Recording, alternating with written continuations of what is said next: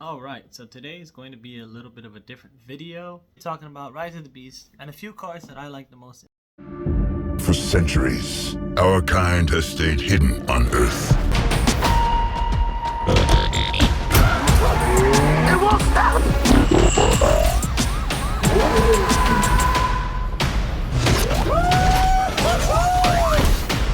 Back up! Oh, I thought we were boys. You want it? Come and get it! You brought a human here? I'm nobody. I ain't even seen nothing. I'm not. Just a heads up, guys, there are some spoilers. If you haven't seen the movie, stop this video, go watch the movie. I do recommend it. It was pretty action filled and everything. Didn't put me to sleep, even though I was a hard day at work. And just a little hint, I don't have the exact cards from the movie yet because they haven't even released. But I got this one right here. And I believe the bird, it was a bird. It was called Nightbird, which I just picked this up today. Porsche 911.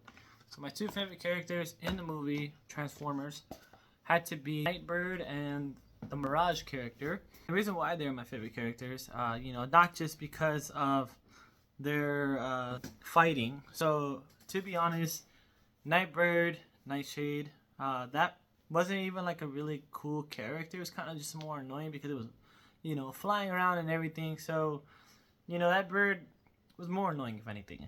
Mirage definitely came in clutch, and digging more into Mirage and everything. Now, there was a whole entire thing. I'm trying to find my notes because I want to keep it 100 with you guys. I don't forget nothing. About Mirage, right now he is a Porsche 911. And Mirage kind of gives you those Bumblebee kind of vibes. Oh, I thought we were boys. Some cameos, if you guys haven't picked up in the movie. Mirage turns into a Lamborghini Countach. Mirage being the way how he is, he's kind of like Bumblebee in a way. He's kind of laid back, kind of chill and everything. And he does turn into a Lamborghini Countach. And that Lamborghini Countach is actually a cameo to the OG Hot Rod from Transformers back in the day. And it's it's a red Countach, so it's very similar. Something else about Mirage's character is that he drifts a lot. So his build definitely gives me some Paul Walker vibes with the silver and the blue look. Definitely some Paul Walker vibes, of course. And actually, it is very it does tie in a weird way. The Transformer world does tie into the Nissan Fast and Furious world just a little bit, because if you guys pick up the Lego, the R34 GTR, it can not only turn into the Porsche, it also turns into the Countach and other things, of course. That is up for the whole entire Lego situation. I don't own it yet, but if I find it, trust me, I'm gonna buy it. I'm gonna put all three of the different things. I might even buy all three, just to have them. So that's Mirage character. He's a really cool character, and more into depth about the R33 and why that one is a cool car. Transformers had a lot of cool cars, and of course, they actually had a lot of budgeting.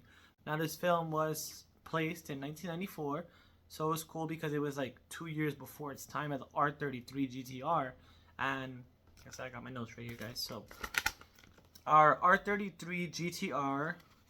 It was produced 1998, and that's when it was released to the public. And then, of course, you had the R34 taking over. You can see, where is it at? Yeah, it's right there, that blue one. Boop, that's R34 right up there. Here's a screenshot, zoom in, do what you gotta do, But so the R33 GTR was a really cool GTR, and like I said, I got my specs. So you do have the R33 V-Spec, the V-Spec N1. And then you have other ones. Now, these are the ones I really want to talk about, the R33s. So you have the R33 V-Spec LM. And then GTRs are really rare to a sense to where now they're at least around $120,000. So those are really cool GTRs. They basically have different body kits and different specs, of course. Just like Jay Leno's car, how he had a Le Mans version of his Corvette C6.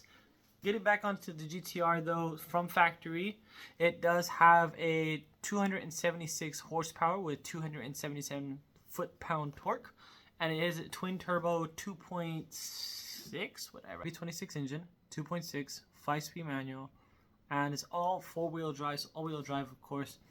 I think all GTRs are all-wheel drive unless you convert.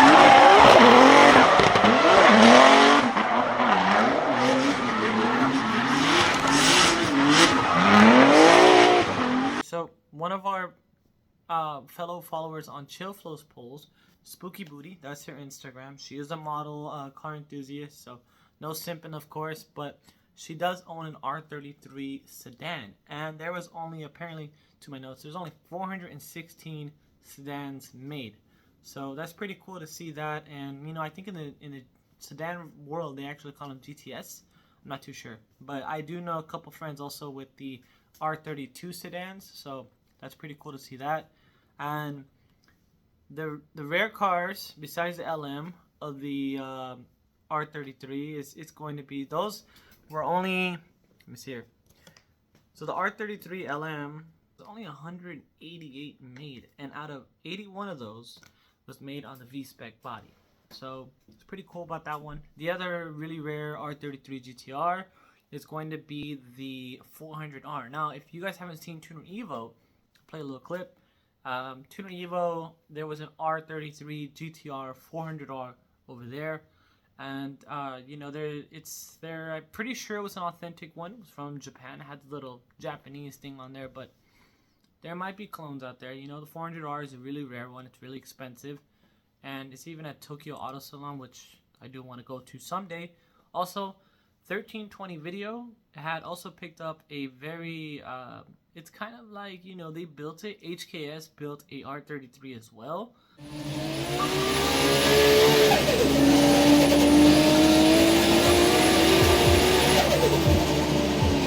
So kind of growing up in like that 2000 to 2005 era of cars. So they built that one and everything, and he actually got his hands on it, won it from auction, which I thought was pretty cool to have the R33. And then some other characters besides the R33 Nightbird, and also Mirage in his Porsche that turns into the Countach, and also some other cars that he turns into in the movie, would be Wheeljack. So Wheeljack actually is in Peru, and he's a hippie bus. Now, it would be funny if they had done the Mystery Inc. into a Transformer. That would be a very weird hippie bus, but very cool at the same time. And Wheeljack is not really like a cool character for me, but this scene right here, this scene was just mint. I forgot the bike's name, but she wasn't like my main focus for his video, but she told him brake, and that's what he did, and then slid right through the rocket. Didn't even blow him up. So it was cool. It was cool seeing that they did. Like I said, really action-packed video. And another cool character would be Scourge. Scourge is the main character, obviously, you know, and he had taken on the power of uppers. Supposed to be delivering this key, basically, for his master to be eating up all the planets. And, you know, Transformers are an alien race. Scourge actually takes on different Transformers, and not necessarily like Transformers from Autobots, but also of the different species. Now, remember, Transformers are aliens, so Scourge is taking on so many different ones. You can see in his grill, he has all the different badges of the, not only primes, but the primals, and just different millennials that he has taken on and annihilated them, took their spark, basically.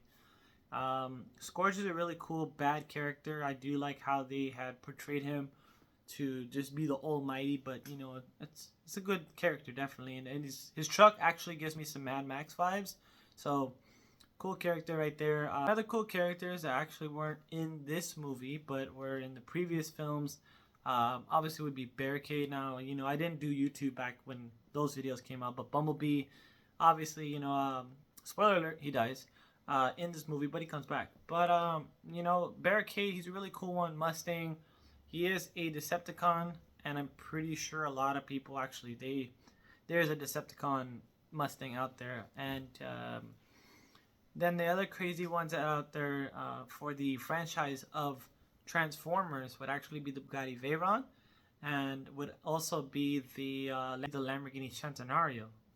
And those are the two most expensive vehicles that I think Transformers had ever had on there. But then again, like I said, Hot Rod was previously, in the retro days, a Lamborghini Countach.